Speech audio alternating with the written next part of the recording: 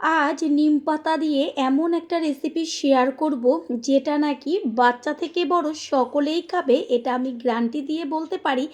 একদমই তিতো লাগবে না।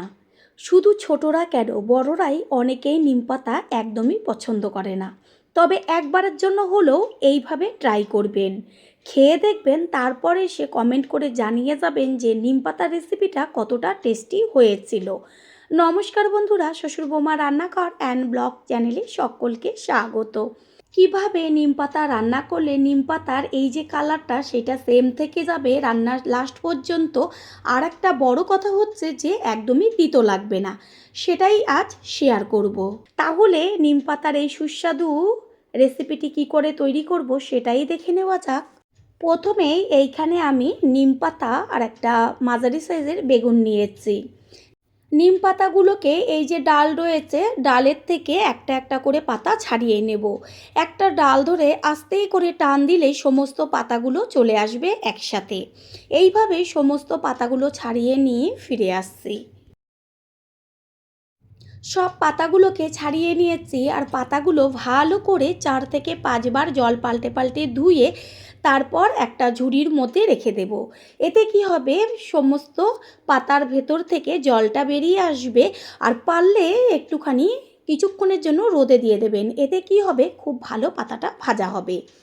এই যে নিচে জলটা রয়েছে এখান থেকে তুলে আমি ঝুড়িটাকে অন্য একটা পাত্রের উপরে রাখবো, যতটুকু জল আর আছে সেটাও বেরিয়ে যাবে।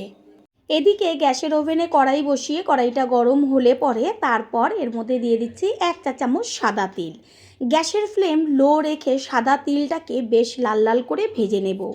এই যে তিল ভাজার একটা দারুণ গন্ধ বেরোবে, এইটা রেসিপিতে দিলে কী যে টেস্ট হতে পারে সেটা আপনারা খাওয়ার পরেই বুঝতে পারবেন।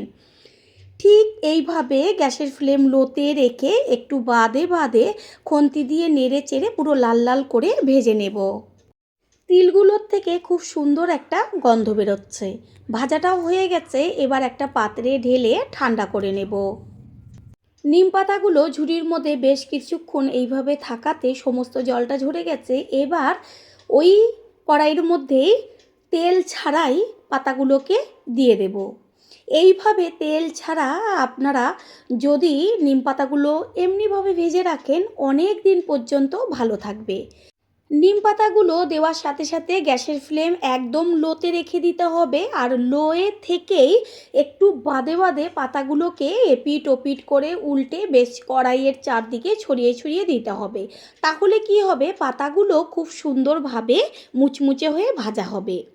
আর এইদিকে আমি ছোট ছোট করে বেগুন কেটে রেখেছি। এবার জলের থেকে তুলে বেগুনগুলোকে লবণ আর হলুদ মাখিয়ে রাখবো নিম পাতাটা যতক্ষণ ভাজা হবে সেই সময় পর্যন্ত। কিছুক্ষণ আগে লবণ আর হলুদ যদি বেগুনের মধ্যে মাখিয়ে রাখা হয় তাহলে বেগুনটা বেশ নরম হয়ে যাবে, জলটা বেরিয়ে যাবে, আর ভাজাটাও তাড়াতাড়ি হবে, তেলও কম লাগবে। এইভাবে মাখা থাক। আর এইদিকে পাতাটাকে একটু বাদে বাদেই উল্টে পাল্টে দেব কড়াইয়ের চারদিকে ছড়িয়ে দিয়ে। পাতাটা তাড়াতাড়ি মুচমুচে হয়ে যাওয়ার জন্য এর মধ্যে দিয়ে দেওয়া হলো ছোটো চামচের হাফ চা চামচ পরিমাণ লবণ। লবণটা দেওয়াতে খুব তাড়াতাড়ি পাতাটা মুচমুচে হয়ে যাবে। এদিকে এই যে ভাজা তিলটা ঠান্ডা করে রেখেছিলাম ভাজার পরে, সেটাকে একটা থেতড়ির মধ্যে করে হাফ গুঁড়ো করব। এটা পুরো গুঁড়ো যেন না হয়ে যায়, বেশ একটু খানা খানা থাকে, এইভাবেই তিলটাকে একটু ভেঙে চুরে নিতে হবে। তিল আধখানা করে গুঁড়ো করে নিয়েছি। আর এই দিকে নিম পাতা সুন্দরভাবে ঝরঝরে হয়ে মুচমুচে হয়ে গেছে। আমি গরম অবস্থাতে কড়াইতে থাকাকালীনই হাত দিয়ে আমি একটু ভেঙে চুরে দেখিয়ে দিচ্ছি যে পাতাটা কত মুচমুচে হয়েছে।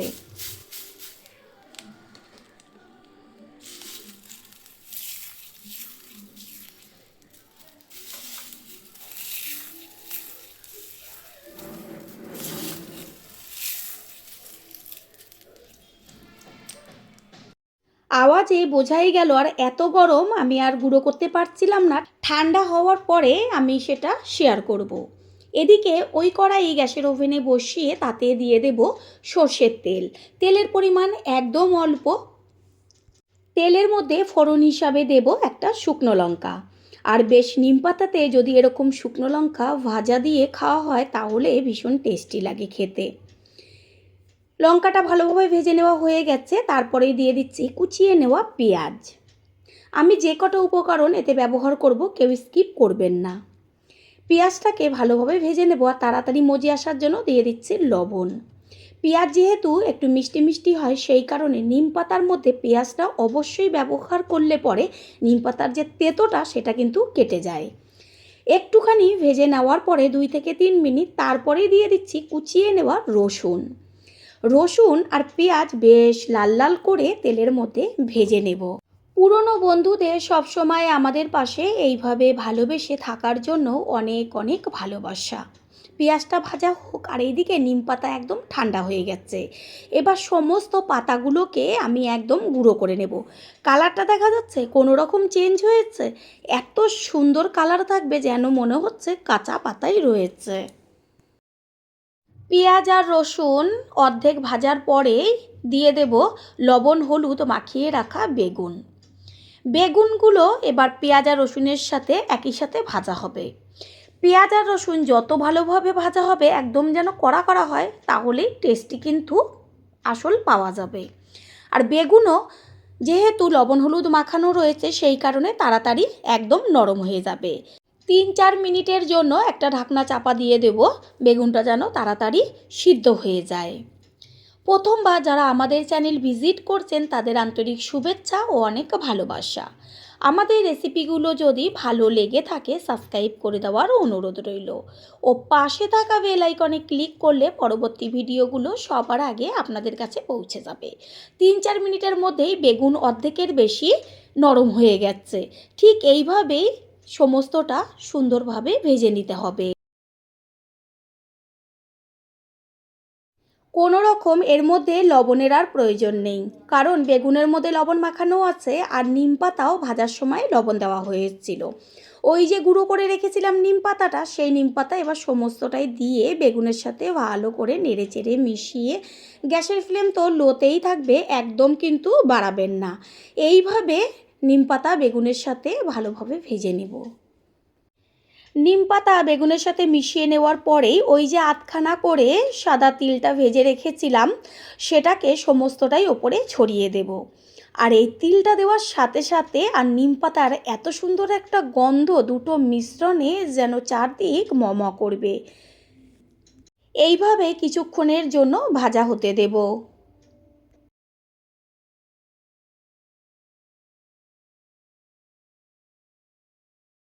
নিম পাতার মধ্যে আমি আর কোনো কিছুই ব্যবহার করব না।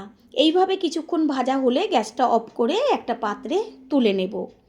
আমি বারবার বলছি একবারের জন্য হলেও এইভাবে ট্রাই করুন, পরিবারের সকলে খাবেই, এটা আমি কথা দিতে পারি। ভাজা কমপ্লিট, এবার গ্যাস অফ করে একটা প্লেটে ঢেলে নিচ্ছি। তৈরি হয়ে গেল আজকে নিম পাতার রেসিপি। আশা করি রেসিপিটি ভালো লাগলো, আর যদি ভালো লেগে থাকে একটা লাইক কমেন্ট পারলে একটা শেয়ার করে অবশ্যই জানাবেন। আপনাদের দেওয়া একটা লাইক ও লাইকের পাশে থাকা হাইপ আর একটা শেয়ার আমাদের কাছে অনেক অনেক গুরুত্বপূর্ণ। All friend, thanks for watching my video. আপনারা সকলে ভালো থাকবেন, সুস্থ থাকবেন। আবারও দেখা হবে অন্য কোনো রেসিপির এপিসোড। আজ শেয়ার করব পাট শাকের রেসিপি। যেইভাবে রেসিপিটি তৈরি করব একবারের জন্য হলেও ট্রাই করবেন। গ্যারান্টি দিয়ে বলতে পারি এত টেস্টি হবে খেতে, যেটা নাকি খাওয়ার পরই বুঝতে পারবেন, তারপরে সে কমেন্ট করে জানিয়ে যাবেন যে রেসিপিটা কতটা টেস্টি হয়েছিল। নমস্কার বন্ধুরা, শ্বশুর বৌমা রান্নাঘর অ্যান্ড ব্লগ চ্যানেলে সকলকে স্বাগত। পাট শাক দিয়ে তো অনেক রকম রেসিপি খেয়েছেন, একবার এই রেসিপিটি ট্রাই করবেন, মুখের থেকে স্বাদ যাবে না। তাহলে কিভাবে বা কোন উপকরণ মিশিয়ে রেসিপিটি তৈরি করব সেটাই দেখে নেওয়া যাক। সবার প্রথমে এইখানে তো পাট শাক নিয়েছি, আর পাট শাকগুলোকে ভালো করে পাতাগুলো বেছে নিয়েছি, আর গোড়ার দিকের কিছুটা অংশ কেটে বাদ দিয়েছি, বেশিটা বাদ দিইনি কারণ একদম কচি এখন পাট শাক, সেই কারণে ডাঁটির সমেতই দিয়েছি, গোড়ার দিকে অল্প করে ফেলেছি। এবার শাকগুলোকে কেটে নেওয়ার আগে ধুয়ে নেব। সব সময়ের জন্য শাক আগে ভালো করে ধুয়ে নিতে হয়, তারপরে কাটতে হয়।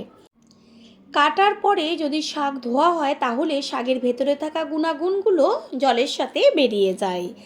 এইখানে শাকগুলো দেখা যাচ্ছে ভালোভাবে জল দিয়ে ধুয়ে নিয়েছি আর জলটাকে ঝরিয়ে রেখেছি। এরপর এটাকে কেটে নিয়ে ফিরে আসছি। শাকগুলো কেটে নিয়েছি আর একদম যে কুচি কুচি করে কাটা সেটা কিন্তু কাটিনি, একটু বেশ বড় বড়ও আছে, আবার কোনোটা ছোটও হয়েছে। কোনো সমস্যা নেই, ছোট বড় সবভাবেই কেটে নিতে পারেন। গ্যাসের ওভেনে কড়াই বসিয়ে তাতে দিয়ে দিয়েছি সর্ষের তেল। আর তেলটা ভালো করে গরম হলে গ্যাসের ফ্লেম লোতে রেখে এর মধ্যে দিয়ে দিচ্ছি একটা শুকনো লঙ্কা আর ছোটো চামচের 1 চা চামচ পরিমাণ কালো জিরে। অবশ্যই ফোড়নটা কালো জিরে দেবেন। ফোড়নটাকে ভালো করে ভেজে নেব, সুন্দর একটা মিষ্টি গন্ধ বেরোচ্ছে। এই পর্যায়ে এর মধ্যে দিয়ে দেব লবণ। লবণটা দিলে কি হবে, এখন আমি লবণটা দেওয়ার পরেই দেব আলু। এইখানে আমি আলুটা বেশ আলু ভাজা যেমন কাটা হয় ওরকম ঝিরিঝিরি না, বেশ একটু মোটা মোটা থাকবে সেইভাবে আলুগুলোকে কেটে নিয়েছি। মাঝারি সাইজের 2টো আলু ব্যবহার করেছি। আর এই লবণটা দেওয়াতে তেলের মধ্যে আলুটা দেওয়ার পরে চারদিকে তেলটা ছিটবে না। আলুটা 2 থেকে 3 মিনিট তেলের মধ্যে ভালোভাবে ভাজার পরেই এর মধ্যে দিয়ে দেব কুচিয়ে নেওয়া পেঁয়াজ। এইখানে বড় সাইজের একটা পেঁয়াজ আমি কেটে নিয়েছি। এবার পেঁয়াজ আর আলু ভালোভাবে ভাজা হতে থাকবে। পেঁয়াজ আর আলু কিছুক্ষণ ভাজার পরে দিয়ে দেব লম্বা লম্বা করে কেটে নেওয়া রসুন আর ঝালের জন্য চিড়ে নেওয়া কাঁচা লঙ্কা। রসুনটা আপনারা থেতো করেও দিতে পারেন, তবে একটা জিনিস খেয়াল রাখবেন, পেস্ট করে দেবেন না। কালারের জন্য দিয়ে দিচ্ছি হলুদ গুঁড়ো। লবণ তো তেলের মধ্যে দেওয়াই আছে। সব কিছু ভালো করে নেড়েচেড়ে নিয়ে গ্যাসের ফ্লেম মিডিয়াম টু লো করে দিয়ে আলু পেঁয়াজ রসুন একসাথে ভেজে নেব।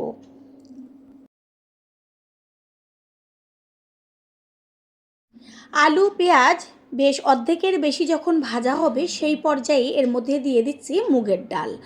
মুগের ডালটা এইখানে আমি ভালো করে জল দিয়ে ধুয়ে নিয়েছি।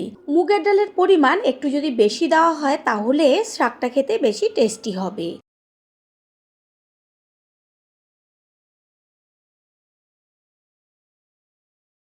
ডালের মধ্যে সামান্য একটু জল ছিল, জলটা টেনে গেছে, বেশ ডালটা ঝরঝরে হয়ে গেছে।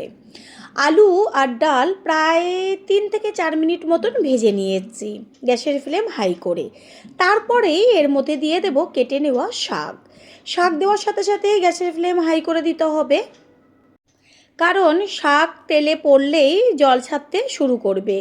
সেই কারণে গ্যাসের ফ্লেম হাই করে শাকটা সব কিছুর সাথে মিশিয়ে নিয়ে একটু ভেজে নেব।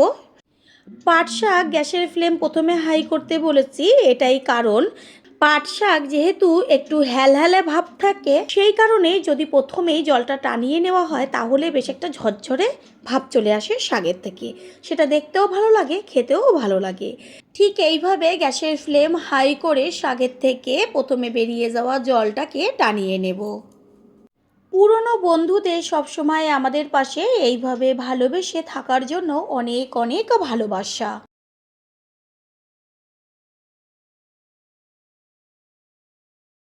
শাকের থেকে যতটুকু জল বেরিয়েছিল সেটা টেনে গেছে আর শাকটাও মজেছে, বেশ একটা ঝরা ঝরা ভাব চলে এসছে।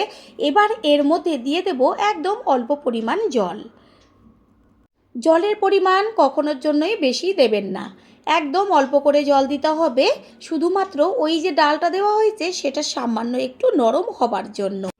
এটা তাড়াতাড়ি হবার জন্য একটা ঢাকনা দিয়ে দেব। প্রথমবার যারা আমাদের চ্যানেল ভিজিট করছেন তাদের আন্তরিক শুভেচ্ছা ও অনেক ভালোবাসা। আমাদের রেসিপিগুলো যদি ভালো লেগে থাকে সাবস্ক্রাইব করে দেওয়ার অনুরোধ রইল ও পাশে থাকা বেল আইকনে ক্লিক করলে পরবর্তী ভিডিওগুলো সবার আগে আপনাদের কাছে পৌঁছে যাবে। ঠিক এইভাবে 5 থেকে 7 মিনিট মতন হবার পরই কড়াইয়ের থেকে ঢাকনাটা সরিয়ে খুন্তি দিয়ে বেশ ওপর নিচ করে মিশিয়ে দেব। ডালটা এমন পর্যায়ে থাকবে যেন গলে না যায়, সেটা অবশ্যই খেয়াল রাখবেন। সম্পূর্ণ ডাল গোটা গোটা থাকবে, তবে নরম হয়ে যাবে।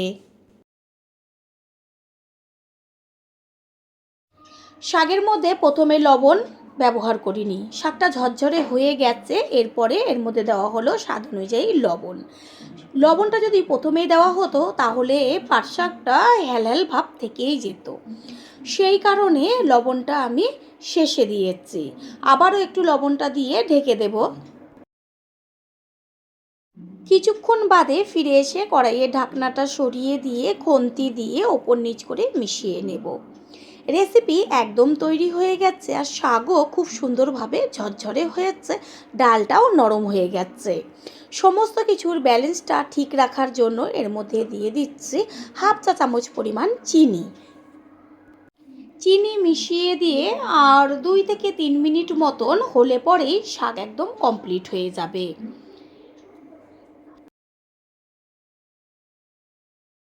শাকের যেমন কালার তেমন টেস্ট। পাতে দেওয়া মাত্রই অন্য আর কিছু লাগবে না। এই শাক দিয়েই এক থালা ভাত হামেশাই খেয়ে নেবে। এবার গ্যাস অফ করে দিয়ে একটা পাত্রে তুলে নেব। তৈরি হয়ে গেল আজকের রেসিপি। আশা করি রেসিপিটি ভালো লাগলো। আর যদি ভালো লেগে থাকে একটা লাইক, কমেন্ট, পারলে একটা শেয়ার করে অবশ্যই জানাবেন। আপনাদের দেওয়া একটা লাইক ও লাইকের পাশে থাকা হাইপ আর একটা শেয়ার আমাদের কাছে অনেক অনেক গুরুত্বপূর্ণ। All friend, thanks for watching my video.